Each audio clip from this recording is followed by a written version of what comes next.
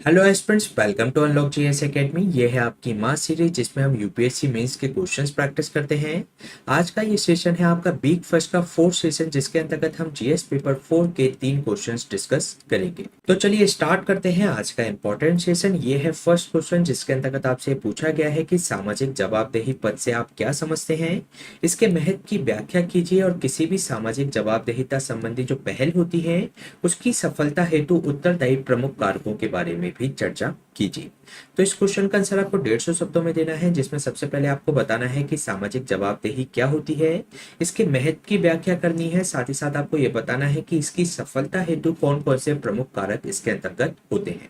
तो इस क्वेश्चन को सॉल्व करने की हमारी वही अप्रोच रहेगी। सबसे पहले हम इसके इंट्रोडक्शन से इसकी शुरुआत करेंगे, फिर इसकी संरचना या बॉडी का निर्माण करेंगे, फिर निष्कर्ष के साथ इस क्वेश्चन को एंड करेंगे। अगर हम बात करें इस क्वेश्चन के इंट्रोडक्शन के बारे में, तो जो सामाजिक जवाबदेही होती है यानी कि जो सोशल अकाउंटेबिलिटी होती है, ये जवाबदेही सुनिश्चित करने का दृष्टिकोण पैदा करती है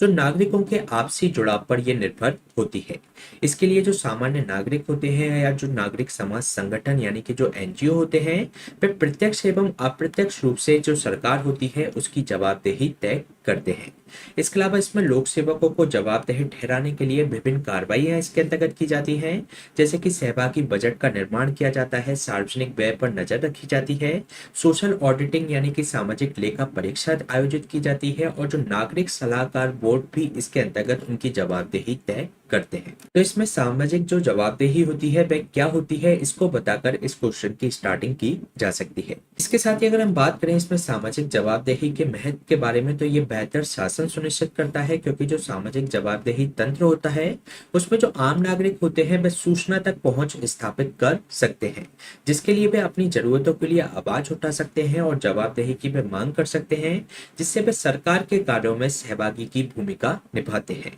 जिससे कि जो सरकारी कार्य होते हैं उसमें सकारात्मक परिवर्तन भी इनके द्वारा लाया जा सकता है। इसके साथ ही अगर हम बात करें इसके दूसरे महत्व के बारे में, तो ये विकास प्रभावशीलता में वृद्धि करता है, क्योंकि ये जो सामाजिक जवाबदेही तंत्र है ये नीति निर्माताओं या जो सेवा प्रदाता और जो नागरिकों के बीच जो संवाद है और जो परामर्श है उसके अंतर्गत ये वृद्धि कर देता है, जिससे कि उनका जो कार्यक्रम है उसके अंतर्गत बेहतर निष्पादन के लिए प्रोत्साहन करता है और ये प्रभावी वितरण एवं अधिक पारदर्शी तरीके से सार्वजनिक निर्णय में भी मदद करता है। इसके अलावा अगर हम बात करें इसमें अन्य महत्व के बारे में, तो ये सशक्तिकरण करता है, क्योंकि जो सामाजिक जवाबदेही तंत्र है ये वंचित और जो कमजोर समूहों को आवाज उठाने का माध्यम उपलब्ध कर पाता है और ये गरीब लोगों को सशक्त करता है, जो राज्य की जवाबदेही सुनिश्चित करते हैं और वे गरीबों के कल्याण के करने के लिए वे बाध्य होते हैं। इसके साथ ही अगर हम बात करें जो सामाजिक जवाबदेही तंत्र है उसकी सफलता के लिए कारकों के बारे में, तो इसमें सबसे पहला कारक है राजनीतिक संदर्भ और संस्कृति होना, क्योंकि इसकी जो व्यवहारता है जो सामाजिक जवाबदेही तंत्र की और उसकी जो संभावना है इस बात पर अत्यधिक निर्भर करती है कि क्या वहां का जो राजनीतिक शासन है क्या वह डेमोक्रेटिक है यानी कि लोकतांत्रिक है,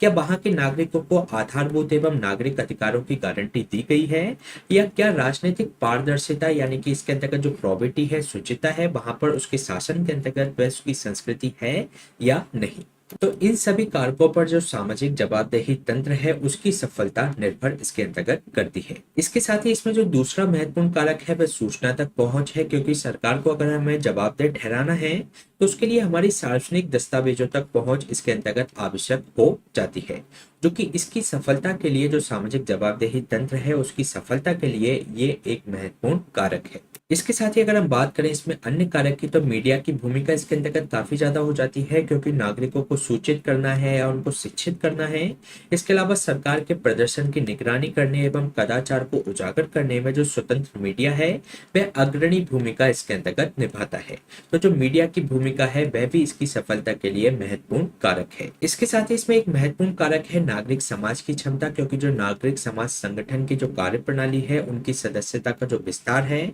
मीडिया का प्रभावी ढंग से उपयोग करने की उनकी जो क्षमता है इसके लिए काफी ज्यादा ये महत्वपूर्ण हो जाती है। इसके साथ ही अगर हम बात करें इसके अन्य कारकों के बारे में, तो इसमें राज्य एवं नागरिक समाज के बीच में बेहतर तालमेल और अंतःक्रिया होनी चाहिए, क्योंकि अगर हम किसी भी योजना के सार्थक परिणाम तक अगर पहुंचना चाहते हैं तो उसमें नागरिकों, राजनेताओं और सिविल सेवकों के बीच में सामंजस्य होना जरूरी है। इसके साथ ही अगर हम बात करें इसके अन्य कारक के बारे में, तो वह है संस्थानीकरण यानी कि इंस्टीट्यूशनलाइजेशन। हालांकि अगर हम बात करें जो हम एडॉक लेवल पर या कभी कभार होने वाली जो सामाजिक जवाबदेही है, वे योजनाओं के क्रियान्वयन में उसमें फर्क तो पड़ता है, लेकिन अगर हम बात करें उसके बेहतर परिणाम के लिए तो उसे हमें संस्थागत करना जरूरी है, क्योंकि ये एक जो इसके प्रभाव होते हैं अधिकतम एवं संधारणीय रूप से देखने को मिलते हैं। तो ये हमने बात की सामाजिक जवाबदेहिता की सफलता के निम्नलिखित कारकों के बारे में। इसके बाद अगर हम बात करें इस क्वेश्चन के निष्कर्ष के बारे में, तो सरकार पहले ही विभिन्न कल्याणकारी योजनाओं में सामाजिक अंकेक्षण यानी कि सोशल ऑडिटिंग की अवधारणा प्रस्तुत कर चुकी है, लेकिन सरकार को आगे चलकर भारत में सामाजिक जवाबदेही तंत्र को संस्थागत बनाने के लिए सामाजिक जवाबदेही कानून लाने पर विचार वह कर सकती है। तो ये क्वेश्चन हमने डिस्कस किया जीएस पेपर 4 के एथिक्स खंड से। तो चलिए चलते हैं नेक्स्ट क्वेश्चन पे। नेक्स्ट क्वेश्चन भी आपका एथिक्स खंड से ही है, जिसके अंतर्गत आपसे पूछा गया है कि हालांकि अंतर्राष्ट्रीय संबंधों में जो निष्पक्षता है सुनिश्चित करने के लिए कई संस्थान कार्यरत हैं, फिर भी राष्ट्र अपने हितों की पूर्ति हेतु अक्सर इन नैतिक मूल्यों और इन संस्थानों के द्वारा दिए जाने वाले दिशा निर्देशों की उपेक्षा करते हैं। इसकी आपको उदाहरण सहित चर्चा करनी है। तो इस क्वेश्चन का आंसर आपको 150 शब्दों में देना है, जिसमें आपको ये बताना है कि जो अंतर्राष्ट्रीय संबंधों में निष्पक्षता सुनिश्चित करने के लिए कई संस्थान जैसे कि डब्ल्यूटीओ, यूएनएससी जैसे संस्थान कार्यरत हैं। इनके द्वारा कई सारे दिशा निर्देश भी दिए गए हैं, लेकिन फिर भी राष्ट्र अपने हितों की पूर्ति हेतु इन नैतिक मूल्यों और इन दिशा निर्देशों की उपेक्षा करते हैं। तो इसके पीछे कौन कौन से कारण हैं, और इसके साथ ही आपको इसमें कुछ उदाहरण भी प्रस्तुत करने हैं। तो इस क्वेश्चन को सॉल्व करने की हमारी वही अप्रोच रहेगी। अगर हम बात करें इस क्वेश्चन के इंट्रोडक्शन के बारे में, तो जो अंतर्राष्ट्रीय प्रथाओं में निष्पक्षता का आकलन करने के लिए जो सामूहिक न्याय के संस्थागत जो मानक हैं, वह सबसे महत्वपूर्ण इसके अंतर्गत हैं, जिसके अंतर्गत हमारा जो संयुक्त राष्ट्र सुरक्षा परिषद है और जो डब्ल्यूटीओ है और जो अन्य संस्थान हैं अंतर्राष्ट्रीय मानकों के प्रावधानों से नैतिक मूल्यांकन में ये भूमिका निभाते हैं। जैसे कि अगर हम बात करें व्यापार को विकृत करने वाली जो प्रथा है, वह डब्ल्यूटीओ के द्वारा इसके अंतर्गत निषेध की गई है। इसके साथ ही इसमें ऐसा माना जाता है कि न केवल अंतर्राष्ट्रीय संस्थाएं बल्कि देशों के अपने स्वयं के नैतिक मूल्य भी हैं। जैसे कि अगर हम बात करें भारत के केस में, तो उसकी जो अवधारणा है वसुधैव कुटुंबकम की, जो कि संबंधों में निष्पक्षता बनाने में सहायक होती है। हालांकि अगर हम बात करें अंतर्राष्ट्रीय संबंधों में किसी देश के समक्ष सबसे बड़ी चुनौती ये होती है कि जिस वे नैतिक मूल्यों को मानते हैं उसके अनुरूप अपने हितों और कार्रवाइयों को निर्धारित करना उनके लिए काफी ज्यादा मुश्किल होता है। इसके साथ ही अगर हम बात करें अधिकांश जो देश विदेश जो नीति है वे गैर हस्तक्षेप और शांतिपूर्ण संचालन हेतु अपनी प्रतिबद्धता व्यक्त करते हैं, लेकिन जो वास्तविकता में अगर हम बात करें तो उनके जो राष्ट्रीय हित हैं वे यथार्थवादी शर्तों को परिभाषित करते हैं, और ये जो यथार्थवादी शर्तें हैं उन्हें शक्ति के अधिकतमकरण यानी कि पावर मैक्सिमाइजेशन की बात करती हैं, और जिससे उनके जो सहआकांक्षी जो देश होते हैं उसके खिलाफ उनको खड़ा कर देती है। तो इस तरीके से इस क्वेश्चन की स्टार्टिंग की जा सकती है। इसके बाद अगर हम बात करें अंतर्राष्ट्रीय संबंधों में निष्पक्षता का पालन न करने के कारणों के बारे में, तो सबसे पहला कारण है असुरक्षा की भावना होना, क्योंकि जो शक्ति संतुलन की जो राजनीति का जो उदय हुआ है वह असुरक्षा की भावना से ही हुआ है। ऐसे में देशों के द्वारा उन नियमों का पालन मुश्किल हो जाता है जिनकी वह वकालत करते हैं। जैसे कि अगर हम बात करें भारत के केस में, तो वह अहिंसा एवं शांति के प्रति अपनी प्रतिबद्धता इसके अंतर्गत व्यक्त करता है, लेकिन फिर भी उसने परमाणु शक्ति का परीक्षण किया। इसके साथ ही अगर हम बात करें इसमें दूसरे कारण की, तो ये न्याय संगत युद्ध का जो सिद्धांत है यानी कि जो जस्ट वॉर थ्योरी है, जिसके अंतर्गत यद्यपि जो देश हैं जान माल की हानि से बचने के लिए युद्ध से दूर होते हैं, लेकिन अगर ऐसी अपरिहार्य स्थिति आ गई है जिसके अंतर्गत उनको युद्ध करना जरूरी है, तो वे इसके अंतर्गत युद्ध करने के लिए भी तैयार रहते हैं। जैसे कि अगर हम बात करें द्वितीय वर्ल्ड वॉर की, तो उसमें जो यूएसए का जो जापान पर परमाणु हमला किया गया था, तो वह इसको जस्ट वॉर थ्योरी को ही बताता है। इसके साथ ही अगर हम बात करें इसके अन्य कारण के बारे में, तो इसमें क्षेत्रीय वर्चस्व की जो महत्वाकांक्षा है जो कि किसी देश को अपने प्रतिद्वंदी को विचलित करके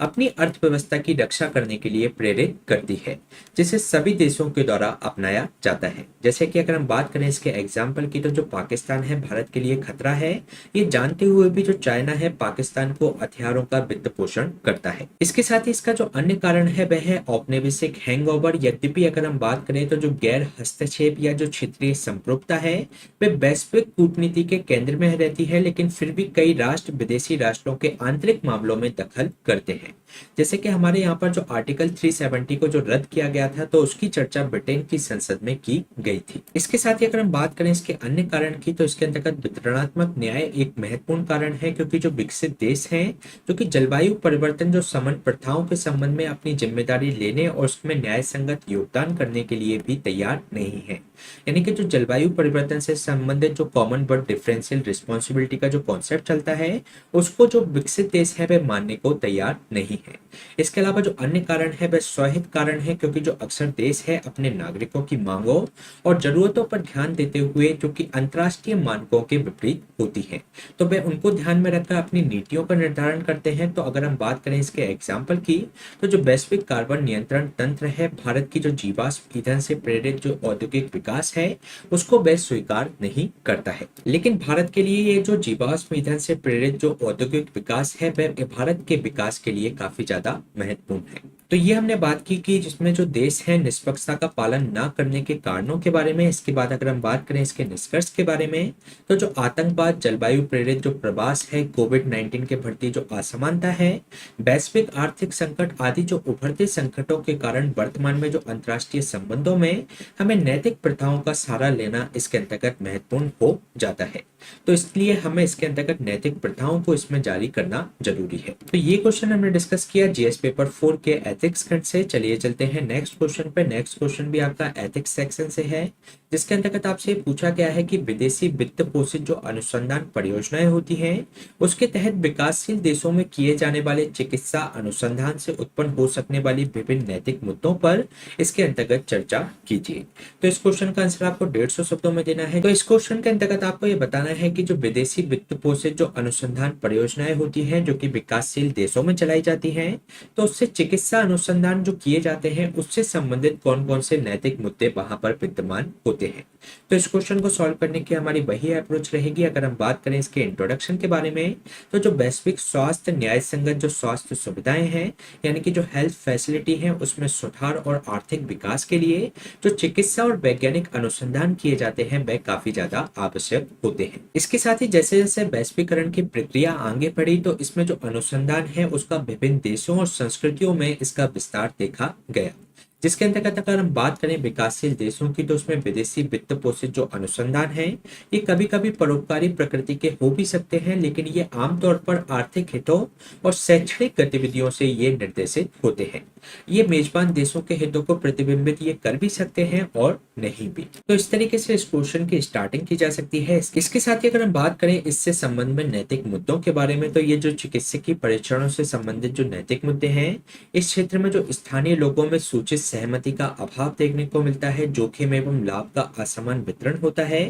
प्रौद्योगिकी एवं ज्ञान का हस्तांतरण की कमी होती है, साथ ही साथ जो कमजोर वर्ग होते हैं उनका शोषण जैसे मुद्दे यहाँ पर देखे जाते हैं। इसके अलावा जो स्थानीय टीमें हैं उनकी संभावित जो सुभेद्यता होती है वह देखी जाती है, क्योंकि जो स्थानीय अनुसंधान टीम होती है और जो नैतिक समीक्षा समिति के लिए जो नैतिक दृष्टिकोणों में जो अनुसंधान योजना या जो प्रस्तावित अनुसंधान जो पद्धतियों को चुनौती देना इसके अंतर्गत कठिन हो जाता है, विशेषकर उन केसों में जहां पर वित्तीय निवेश से जो स्थानीय अवसंरचना है उसमें सुधार की संभावना इसके अंतर्गत होती है। इसके साथ ही अगर हम बात करें इससे संबंधित अन्य नैतिक मुद्दों के बारे में, तो इसमें जो नैतिक मानकों की गैर सार्वभौमिक प्रकृति देखने को मिलती है, क्योंकि जो विभिन्न देश हैं उनके जो विनियम होते हैं, देखभाल के जो मानक होते हैं, सहमति जो प्रक्रियाएं होती हैं, उनमें सांस्कृतिक अपेक्षाएं इसके अंतर्गत भिन्न भिन्न होती है, जिसके कारण से इसमें गैर सार्वभौमिक प्रकृति देखने को मिलती है। इसके अलावा जो अनुसंधान परियोजनाओं की निगरानी में कठिनाई आती है, क्योंकि जो सीमित संसाधनों और अवसंरचना की कमी के कारण जो विकासशील देश हैं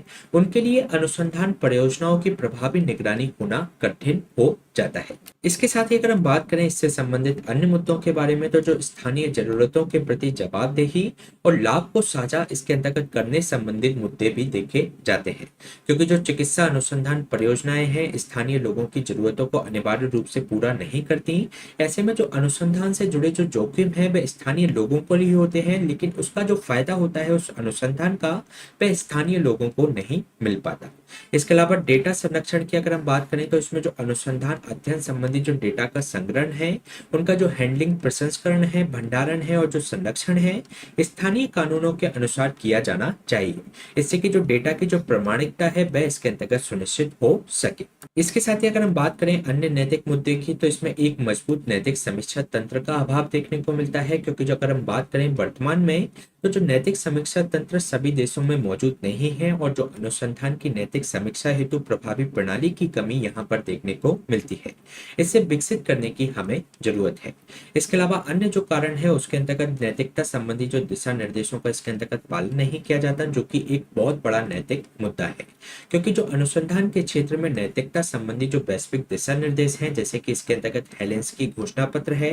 एक council for international organisation of medical science यानी कि CIOMS जो गाइडलाइंस हैं, उसका पालन इसके अंतर्गत नहीं किया जाता अनुसंधान करते वक्त। तो इन दिशा निर्देशों का पालन ना करना भी एक बहुत बड़ा नैतिक मुद्दा है। तो ये हमने बात की इस जो चिकित्सकीय अनुसंधान किए जाते हैं उससे संबंधित नैतिक मुद्दों के बारे में। इसके बाद अगर हम बात करें इस क्वेश्चन के निष्कर्ष के बारे में, तो इस प्रकार जो नैतिक चिकित्सा को बढ़ावा देने के उपाय की तो जरूरत है, लेकिन जिससे स्थानीय स्तर को भी इसके अंतर्गत लाभ हो सके। इसके अलावा जो कर्तव्य के सिद्धांतों पर आधारित एक नैतिक ढांचा विकासशील देशों में विदेशी वित्त पोषित जो चिकित्सा अनुसंधान है उससे संबंधित जो सभी हितधारक हैं उनको लाभान्वित करने में ये सफल हो सकता है कि एक हम इस तरीके का फ्रेमवर्क तैयार करें। इसके साथ ही जो मनुष्यों के प्रति जो सम्मान दिखाने और सांस्कृतिक मतभेदों के प्रति जो संवेदनशीलता दिखाने और जो कमजोर वर्गों के शोषण को रोकने में भी ये जो फ्रेमवर्क होगा वह काफी ज्यादा सहायक हो सकता है। तो ये क्वेश्चंस हमने डिस्कस किए जो कि एथिक्स खंड से संबंधित थे। इसी तरीके के सेशंस हम आपके बीच में लाते रहेंगे।